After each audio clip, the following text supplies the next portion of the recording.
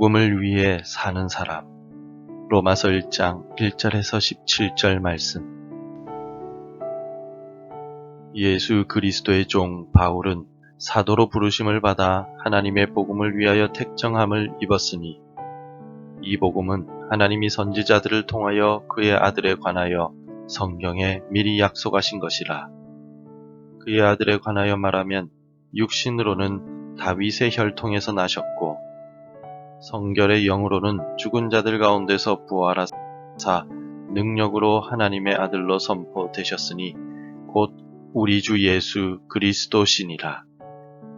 그로 말미암아 우리가 은혜와 사도의 직분을 받아 그의 이름을 위하여 모든 이방인 중에서 믿어 순종하게 하나니 너희도 그들 중에서 예수 그리스도의 것으로 부르심을 받은 자니라.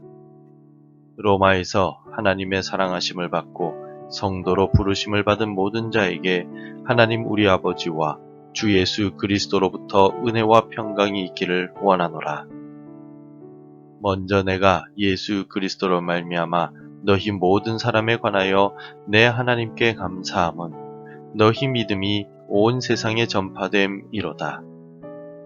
내가 그의 아들의 복음 안에서 내 심령으로 섬기는 하나님이 나의 증인이 되시거니와 항상 내 기도에 쉬지 않고 너희를 말하며 어떻게 하든지 이제 하나님의 뜻 안에서 너희에게로 나아갈 좋은 길 얻기를 구하노라. 내가 너희 보기를 간절히 원하는 것은 어떤 신령한 은사를 너희에게 나누어 주어 너희를 견고하게 하려 함이니 이는 곧 내가 너희 가운데서 너희와 나의 믿음으로 말미암아 피차 안위함을 얻으려 함이라. 형제들아, 내가 여러 번 너희에게 가고자 한 것을 너희가 모르기를 원하지 아니하노니 이는 너희 중에서도 다른 이방인 중에서와 같이 열매를 맺게 하려 함이로되 지금까지 길이 막혔도다. 헬라인이나 야만인이나 지혜 있는 자나 어리석은 자에게 다 내가 빚진 자라. 그러므로 나는 할 수 있는 대로 로마에 있는 너희에게도 복음 전하기를 원하노라.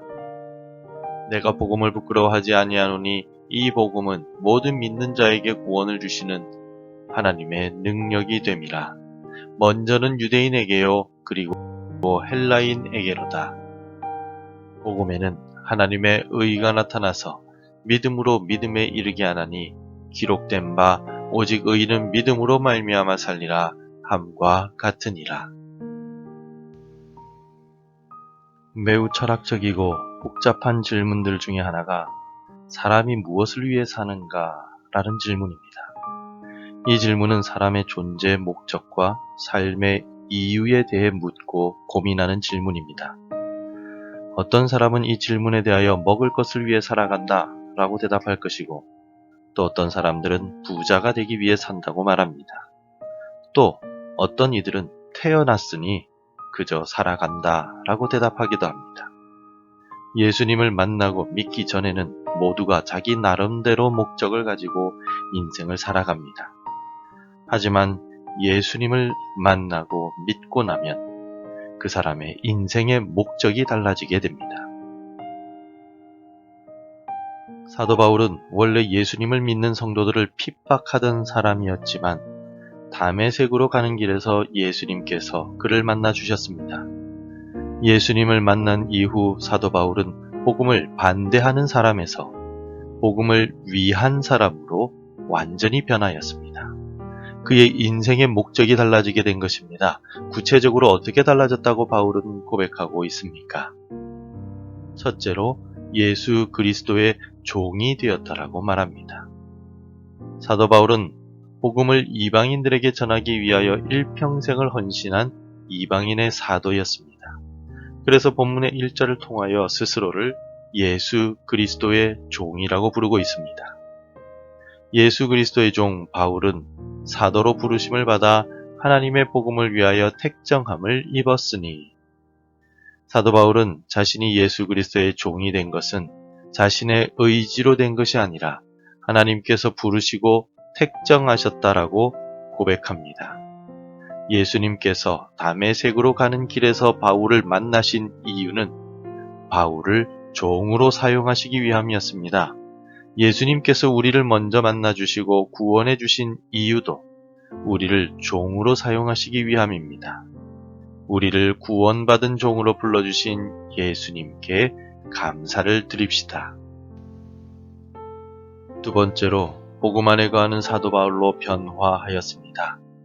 예수님의 종으로 부름을 받은 사도 바울은 자신의 의지나 계획대로 움직이지 않았습니다. 사도 바울은 오직 복음 안에 거하며 자신의 사명을 감당하였습니다. 내가 그의 아들의 복음 안에서 내 심령으로 섬기는 하나님이 나의 증인이 되시거니와 항상 내 기도에 쉬지 않고 너희를 말하며. 여기에서 복음 안에서 거한다 라는 말은 주께서 맡겨주신 복음 전파의 사명을 취미나 생계수단 혹은 출세를 위한 수단으로 사용한다는 뜻이 아닙니다. 복음 안에 거한다는 말은 전적으로 하나님만을 섬기고 하나님을 기쁘시게 하기 위해 복음을 전한다는 뜻입니다. 그래서 사도 바울은 죽을 고비를 겪으면서도 복음 전파를 쉬지 않았던 것입니다. 우리 가족과 이웃에게 복음을 전하는 것 역시 하나님을 기쁘시게 하는 복음 안에 거하는 삶입니다. 우리 모두가 복음 안에 거하는 삶을 살아가기를 바랍니다. 그렇다면 복음을 위해 종이 되고 복음 안에 거하며 하나님을 기쁘시게 하는 복음의 사람은 어떤 자세를 가지고 살아가야 하겠습니까? 첫째로 축복하는 삶을 살아야 합니다. 복음의 사람의 특징들 중에 하나는 축복하는 마음입니다. 사람들은 친한 사람이나 자신에게 필요한 사람을 축복합니다.